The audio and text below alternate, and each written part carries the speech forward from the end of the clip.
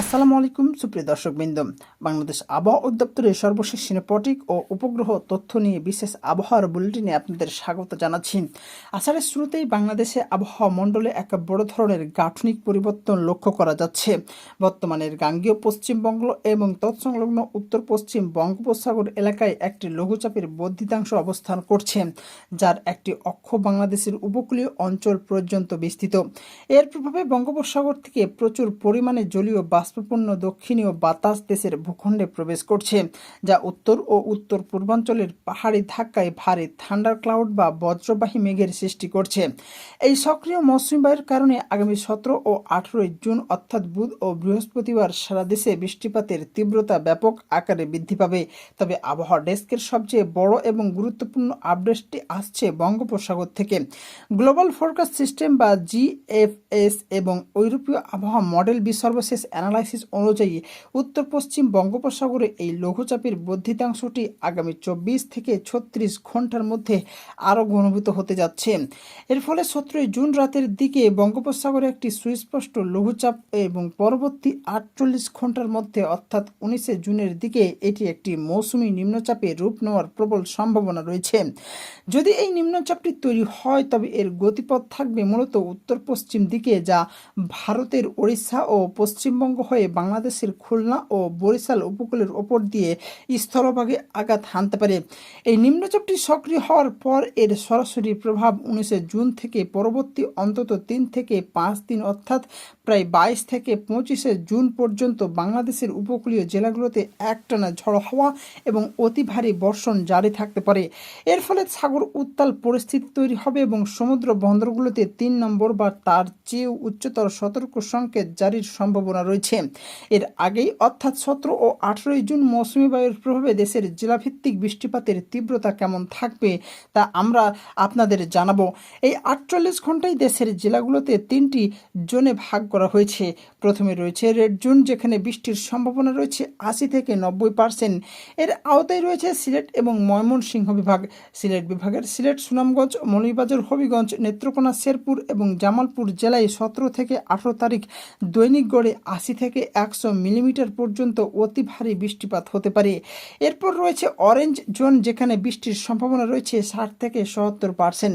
এই জোনে রয়েছে উপকূলীয় এবং মধ্যাঞ্চল অর্থাৎ চট্টগ্রাম, ঢাকা ও বরিশাল বিভাগ। চট্টগ্রাম, কক্সবাজার, রাঙ্গামাটি, ফেনী, নোয়াখালী, ঢাকা সদর, গাজীপুর, নারায়ণগঞ্জ, মাদারীপুর, বরিশাল সদর, ভোলা এবং পটুয়াখালী জেলায় মাঝারি থেকে ভারী বৃষ্টিপাত হবে, যার পরিমাণ দৈনিক 30 থেকে 60 মিলিমিটার পর্যন্ত হতে পারে। সবশেষে ইয়েলো জোন থাকা হচ্ছে রংপুর ও রাজশাহী ও খুলনা বিভাগ।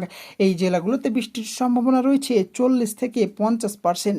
কুড়িগ্রাম ও পঞ্চগড় ছাড়া এই 3 বিভাগের বাকি জেলাগুলোতে হালকা থেকে মাঝারি ধরনের বিচ্ছিন্ন বৃষ্টি হবে, তবে এখানে ভ্যাপসা গরমের অস্বস্তি বেশি বজায় থাকবে।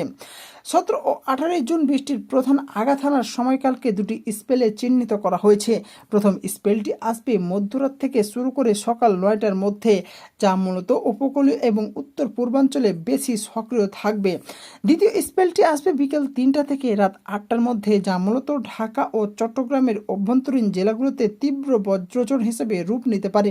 আর এই বৃষ্টির স্বস্তিকাল কেবল এই 2 দিনই শেষ হচ্ছে না, অর্থাৎ 17 ও 18 তারিখের মৌসুমী বৃষ্টির পর 19 তারিখ থেকে সম্ভাব্য নিম্নচাপের প্রভাব যুক্ত হওয়ায় এই বৃষ্টির ধারা আগামী 25 থেকে 26 জুন অর্থাৎ 7 থেকে 10 দিন দেশের বিভিন্ন অঞ্চলে পর্যায়ক্রমে অব্যাহত থাকবে। এই আবহাওয়া বাংলাদেশে আবহাওয়া অধিদপ্তরের দেশের অভ্যন্তরীণ নদীবন্দরের জন্য বিশেষ সতর্কবার্তা জারি করেছেন। ঢাকা, ময়মনসিংহ, ফরিদপুর, নোয়াখালী, কুমিল্লা, চট্টগ্রাম এবং সিলেট অঞ্চলের ওপর দিয়ে পশ্চিম বা উত্তর পশ্চিম দিক থেকে ঘন্টায় 45 থেকে 60 কিলোমিটার বেগে অস্থায়ীভাবে দমকা অথবা ঝড়ো হাওয়া বয়ে যেতে পারে। এই জন্য এই অঞ্চলগুলো নদীবন্দর সমূহকে 1 নম্বর নো সংকেত দেখিয়ে যেতে বলা হয়েছে।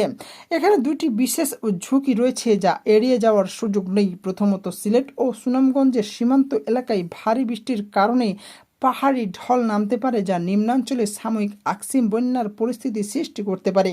দ্বিতীয়ত, বায়ুমণ্ডলের তীব্র অস্থিরতার কারণে এই 2 দিন ক্লাউড টু গ্রাউন্ড অর্থাৎ উচ্চ ক্ষমতা সম্পন্ন বজ্রপাতের ফ্রিকোয়েন্সি অনেক বেশি থাকবে, তাই তীব্র বজ্রপাতের সময় খোলা মাঠ, জলাশয় বা গাছের নিচে অবস্থান করা সম্পূর্ণ বিপজ্জনক। কৃষক ভাইদের কেটে রাখা ফসল দ্রুত নিরাপদ স্থানে সরিয়ে নেওয়ার এবং সাধারণ পথচারীদের চলাচলের সময় ছাতা ও রেইনকোট ব্যবহারের বিশেষ পরামর্শ দেওয়া হচ্ছে। একই সাথে নদীপথের ছোট ছোট নৌযানগুলোকে পরবর্তী নির্দেশনা না দেওয়া পর্যন্ত তীরের কাছাকাছি থেকে সাবধানে চলাচল করতে অনুরোধ করা হচ্ছে। সর্বশেষ আবহাওয়ার এই ছিল বিস্তারিত, নির্ভরযোগ্য ও বস্তুনিষ্ঠ আবহাওয়ার তথ্যের সাথে থাকার জন্য ধন্যবাদ। সবাই ভালো থাকুন, সুস্থ থাকুন। আল্লাহ হাফেজ।